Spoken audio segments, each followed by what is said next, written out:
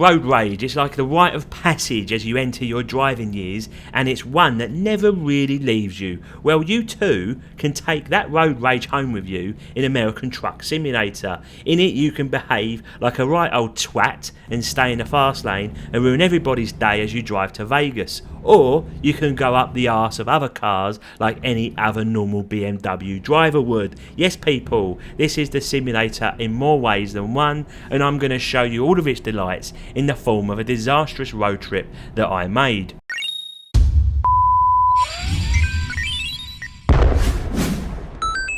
Reggie from the Cockney Gamer Gang, and today we are reviewing American Truck Simulator, the spiritual successor to Euro Truck Simulator, which by the way boys and girls is still going strong. Now I've ploughed over 50 hours into this and have all the DLC except one little state, so you're in good hands here, and I wanted to do this review as it's one of those games on Steam that will forever get recommended to you no matter what you play, and actually it's probably something that you thought, this ain't for me. Well, it's 6 years since its release and it's still having large pieces of DLC released for it, and with good reason. In my journey to hell there were 4 major fuck ups that I did along the way, which I'm going to share with you. They're all my own creation of course, but I'm going to share it with the Cockney Gamer Gang because it's only right. Now if you're wondering what on earth it is, American Truck Simulator allows you to create a trucking company. Now I've called mine Halls, where I anticipate to conquer America with my dirty antics, and from there you get to grow your company by making deliveries across the land of Uncle Sam. The more deliveries you do, the more experience you get, and you get to unlock perks, and it gives you more money to ultimately upgrade your truck, grow your company with staff, or simply buy a new vehicle altogether. Likewise, bigger and wider loads will open up. That's what she said. So far so good, so let's start showing the game in a journey I took from Tacoma to Spokane. Now, the first call out here I want to make is to say what a great job the developers have done of the UI. It's such an easy way to manage your jobs, and as you can see here, I select the nearest major town or city as to where I am located, and the available jobs appear for selection.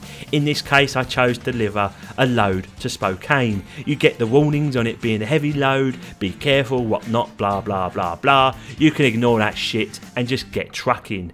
Now usually I play this with Tobii eye tracker and a steering wheel and pedals, and let me tell you boys and girls, it's a bloody joy to behold, and easily one of those driving games that you just get lost in for hours on end. However, for the purpose of this review, I went down the path of just using an Xbox controller, and I have to say, I was pleasantly surprised at how intuitive and easy it was to drive the truck. So definitely don't be put out if all you have is a controller to play with. Now my first major fuck up came when I didn't use my noodle for a detour that was provided to me. Here I am driving along and oh look, there's some twat, he's crashed his car into the barrier on the ramp to my freeway. No worry boys and girls, the satellite navigation redirected me and I got a lovely little view of this bridge here all along the way. Beautiful it is. In fact, it's a good time to talk about some of these sites you see along the way, because each state you drive in is different, and as you buy more and more DLC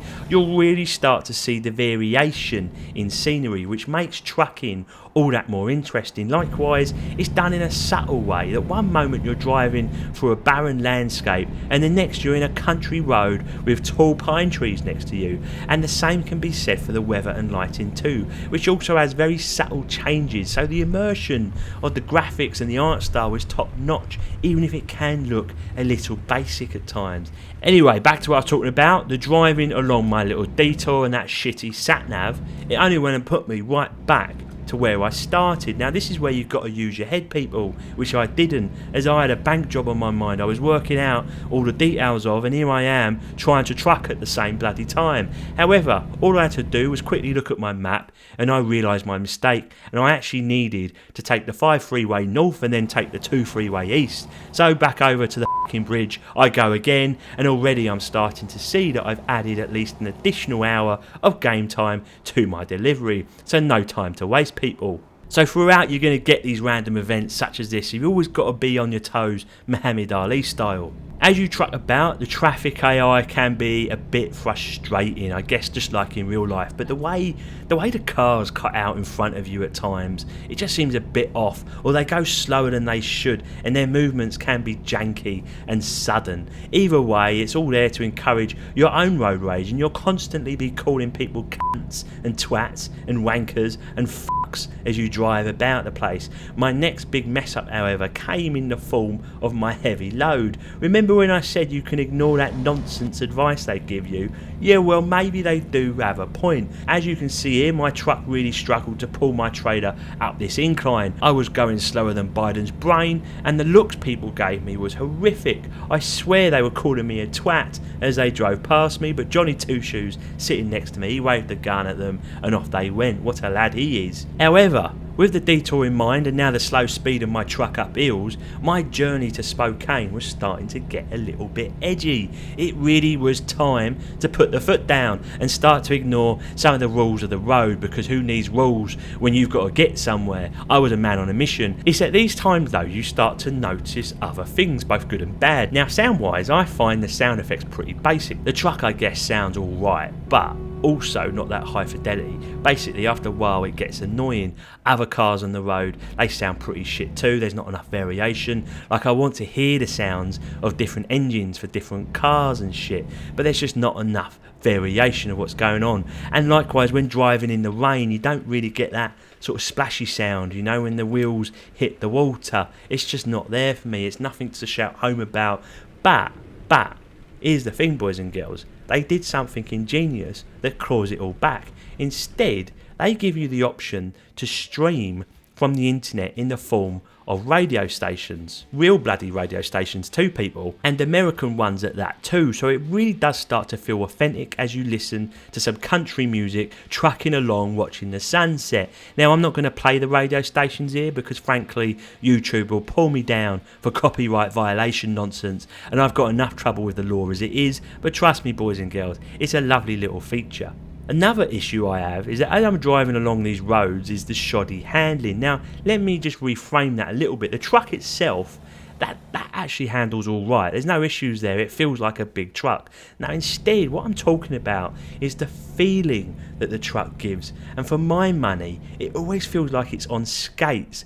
The head bobs are far and few between. The truck instead, it just glides along the road. No matter the speed, you could do 70 miles an hour, it just glides. And you never actually feel connected to the road. The only time I see any form of camera shake or head bob is when you make a delivery and you enter some dirt road. Here is where the handling feels so much more authentic, and I have to drive slow to keep the control of the vehicle. Now, if you play games like Bus Simulator or Microsoft Flight Simulator and whatnot, the camera, it just feels like it's on cue with what's happening on your screen. It all feels a bit connected, but not here in ATS. It just feels disconnected, which is a shame given the amount of bloody driving you do. Now, as I'm driving along and calling other drivers wankers as they go past, I soon realised I ain't been paying attention to my bloody petrol level, or gas should I say. And to you British people asking, why do Americans call it gas when it's a liquid? Well, it's because it's short for gasoline, you cretins.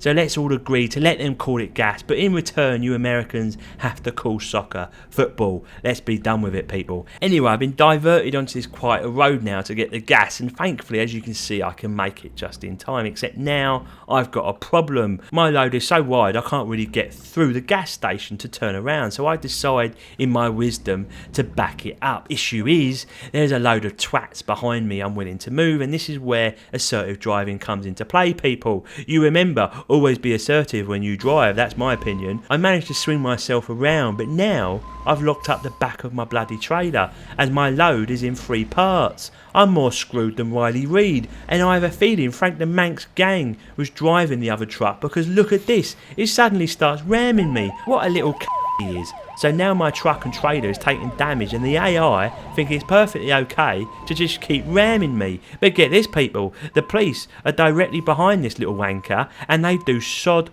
all. It got right on my tits, and another example of the poor AI at play. Anyway, Reversing back and forth and doing a lot of damage here and there later, I managed to squeeze myself in the right direction. As I come back past these twats, the chaos is still there, and the police have now done me for driving whilst tired, and they give me a $400 fine. How the fuck can the pigs tell me that I'm tired as I drive past?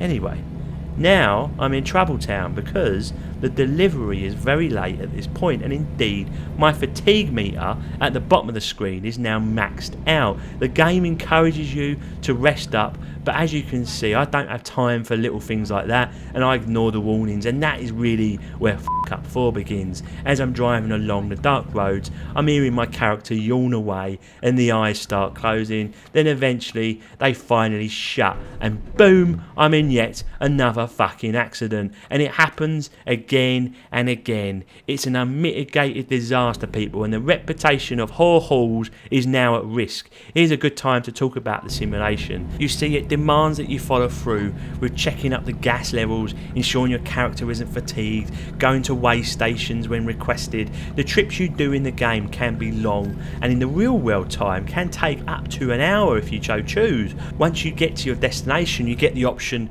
to park your trailer proper, and if you do it properly you get extra XP, and that's great. Here I tried it, but I got so frustrated I just skipped the bloody thing altogether. Either way, my delivery has arrived very late, and here is where the challenge of the game is kinda wank.